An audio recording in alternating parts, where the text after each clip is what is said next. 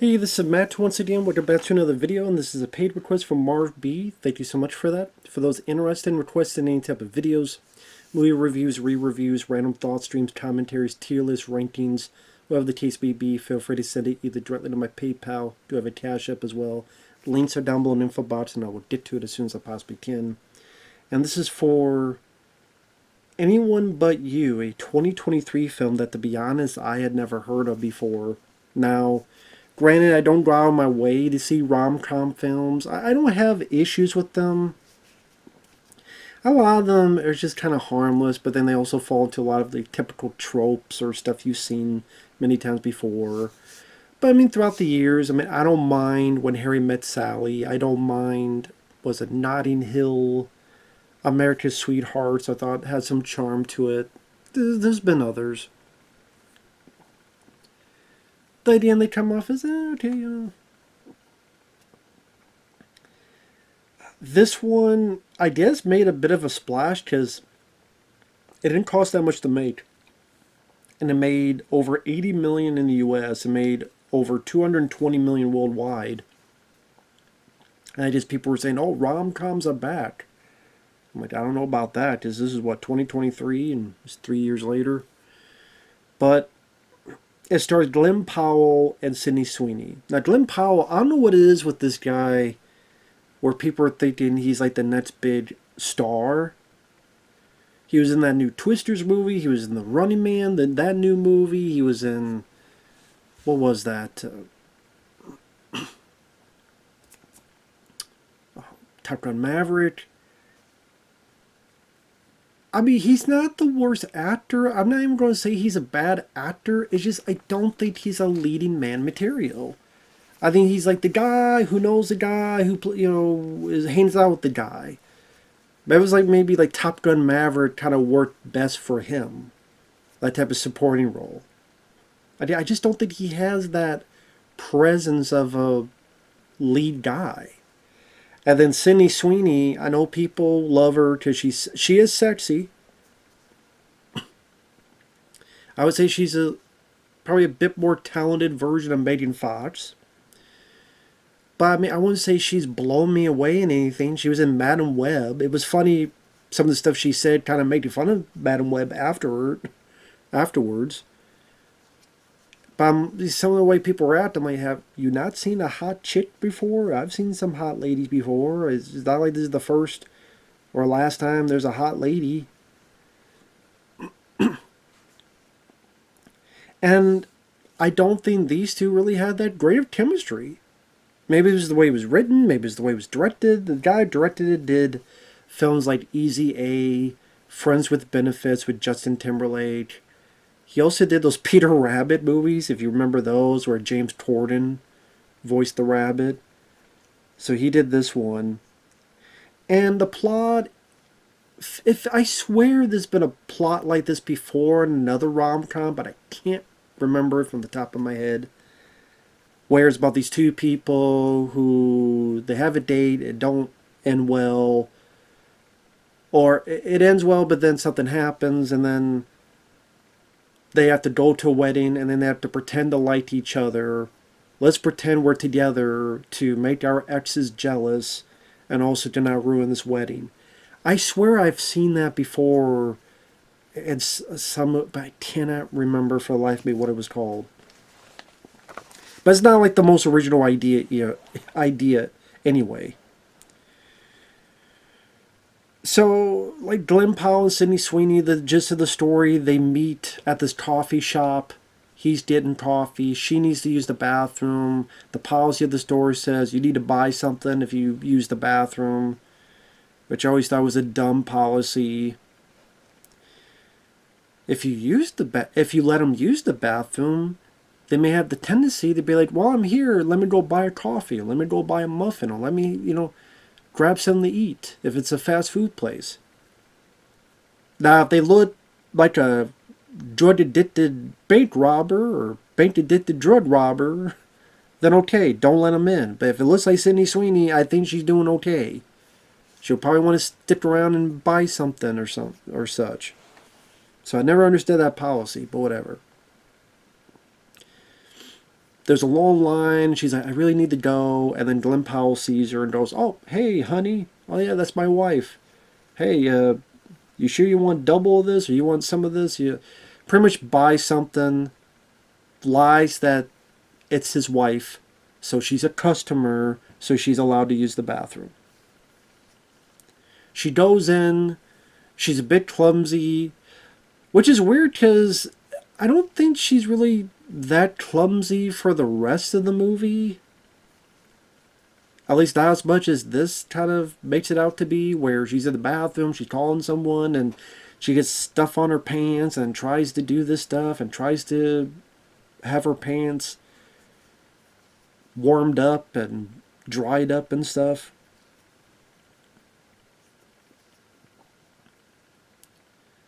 So they meet together in the coffee shop after she gets out of the bathroom. They eventually go on a little bit of a date. They bond with each other.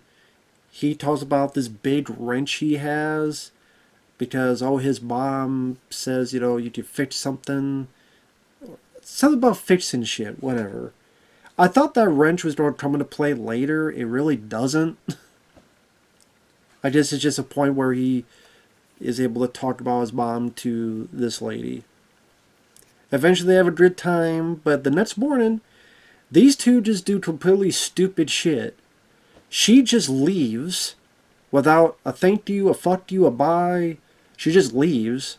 And then even says, I left before I woke up. I don't know why. Oh, what am I doing? Let me, go back.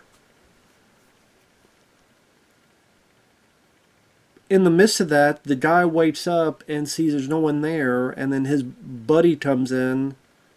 Oh, you had someone here? And how come you got that wrench in your hand? Because I guess he never... I play with my wrench. I guess he never plays with his wrench. And... Oh, wait, you talked about your mom to her? Is she special? Oh, no, she's just a one-night stand. She's just a whatever the fuck her, Because he's hurt because she left. But she heard that at the wrong place, wrong time. So she heard him talking shit about her. And then they he doesn't know she's there. And then she walks away. And then it's sometime later. And I guess it's Glen Powell's buddy's sister and Sydney Sweeney's sister. They're both of those ladies are getting married together in Australia. Dermot Mulroney is one of the father of the brides. Dermot Mulroney just appears in random shit. Oh, he's in a stream film. Now he's in this. He just... So where's Waldo? Where's Mulroney? Sydney Sweeney and Glen Powell see each other on the plane. It's like, oh, great, gotta deal with this. And then for a good chunk of the film, they snipe at each other. They insult each other. And the insults are pretty lame. The insults are pretty shitty. Not clever. She calls him a fuckboy because this is R-rated for language. She tells about, oh, he's got a small dick. And he's looking at the passenger next to her. Not everything's small. It's just the most just basic, lame insults. There's no wit to it. There's no cleverness to it. There's no fun dialogue with it.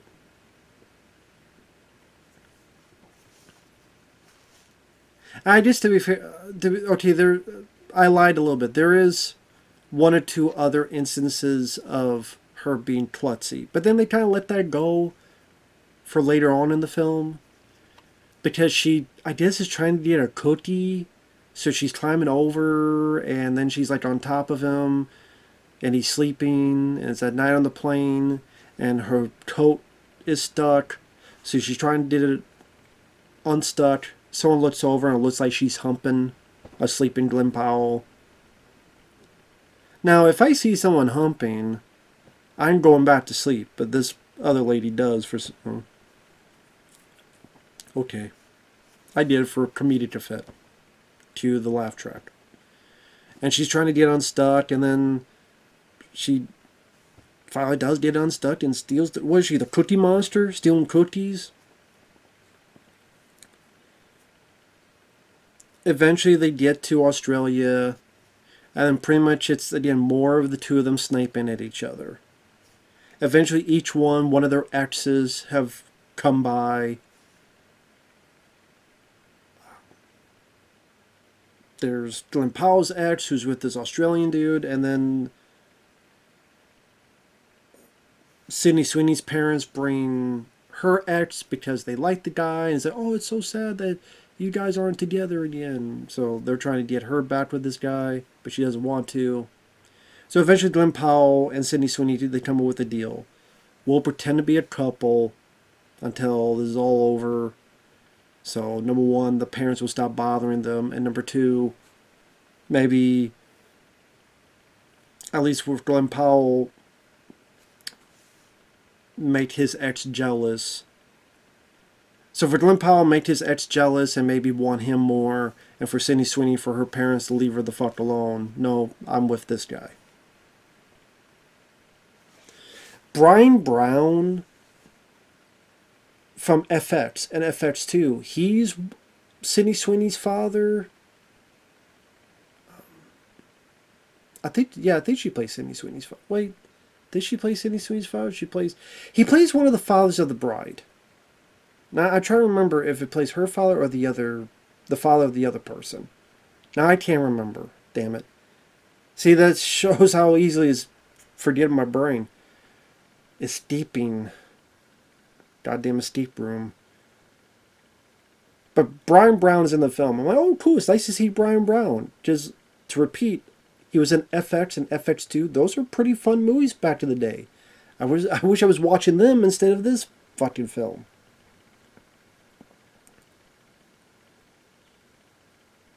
And then it's just kind of these little scenarios here and there. They're out with a group of people, and the group of people see a koala bear and keeping quiet and staring at the koala bear, while, unbeknownst, Sydney and Glen are trying to make it look like they're a couple, so they have their hands on each other's asses and even digging into their pants. Which, I mean, nowadays, even in 2023, people wouldn't be doing that out in public.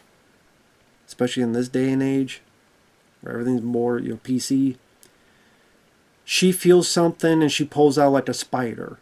He freaks out, takes off his clothes, throws him off the cliff for some reason. I don't know why.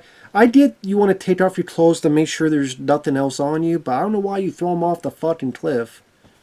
That was his accident.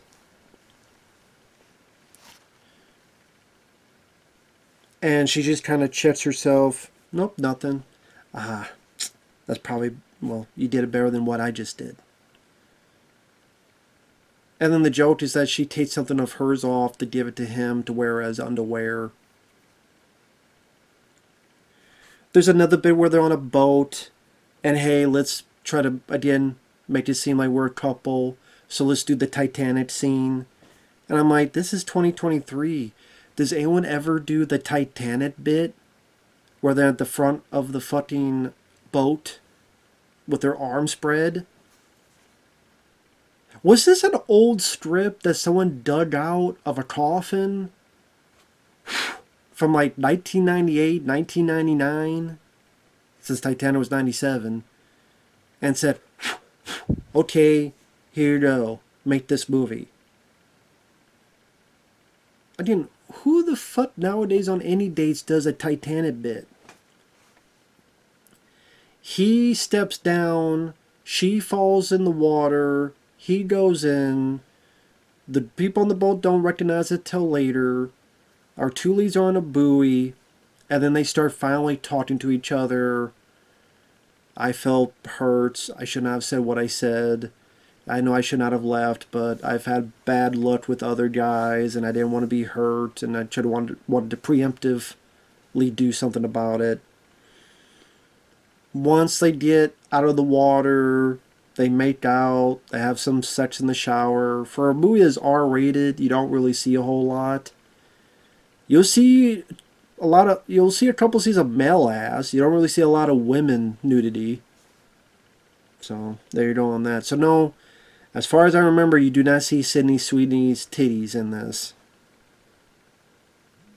Which, I mean, that's a that's a false flag on itself. That's a flag in the play. Flag on the play. No Sydney Sweeney tits, no go, no pass go, no collect $200.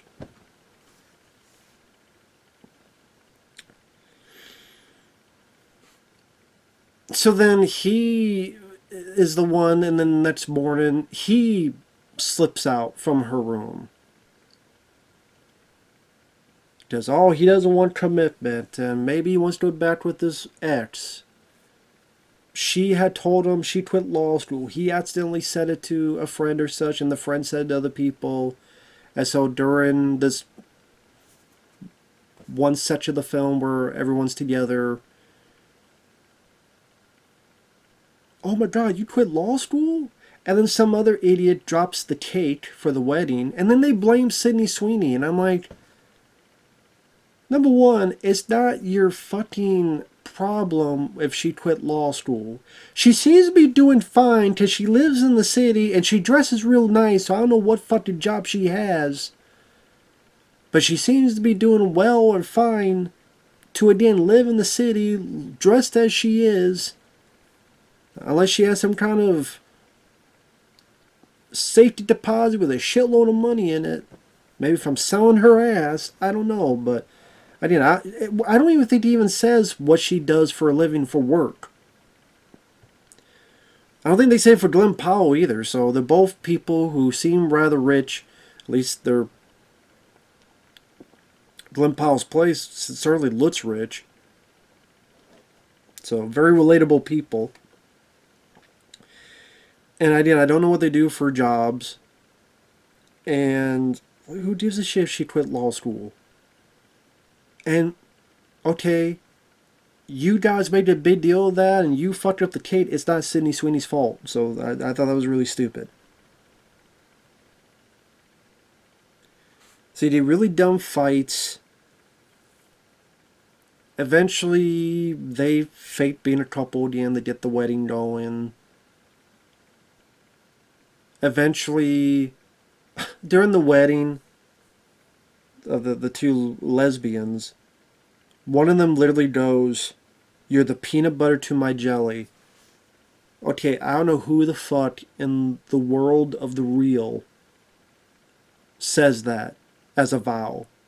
You're the peanut butter to my jelly.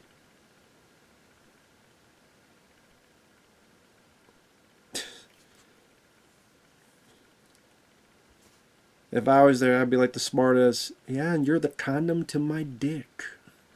I mean, just what the fuck kind of fucking vow is that? And then Glen Powell, he's bitching about stuff that doesn't make a lick of sense. He's like, I'm tired of this. I've been puppeteered. I've been manipulated. I'm like, no, you haven't. No, you haven't. When the fuck in this movie have you been puppeteered and manipulated? You and her decide to lie to everybody and say you're a couple. You wanted to make your ex jealous.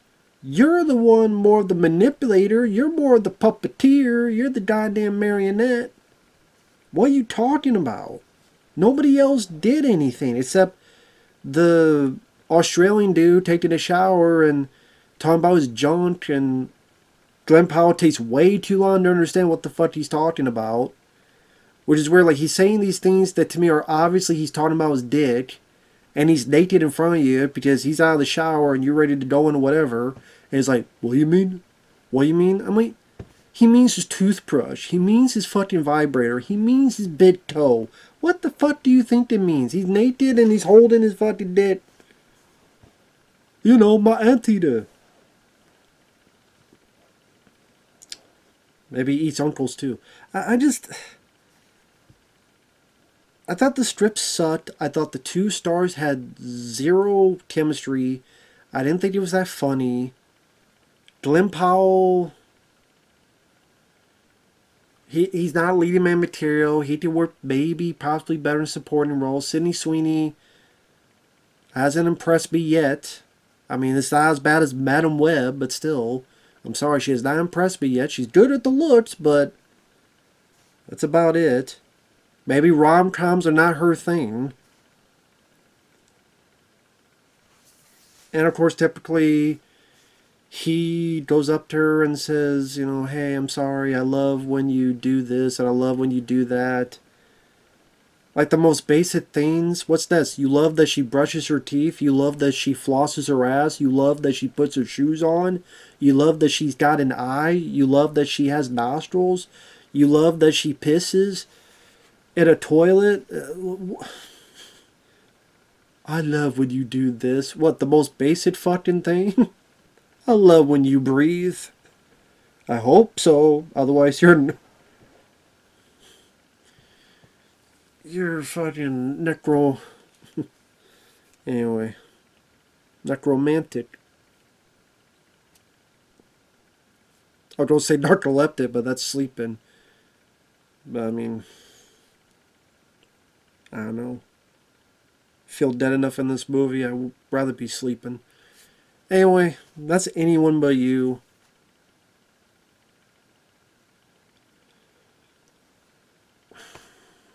Take that for you, Will. I don't know why this made so much money when it came out. I guess different taste for different folks. What can I say? Thanks for watching. Take care. We'll see you guys in the next video. Bye-bye for now.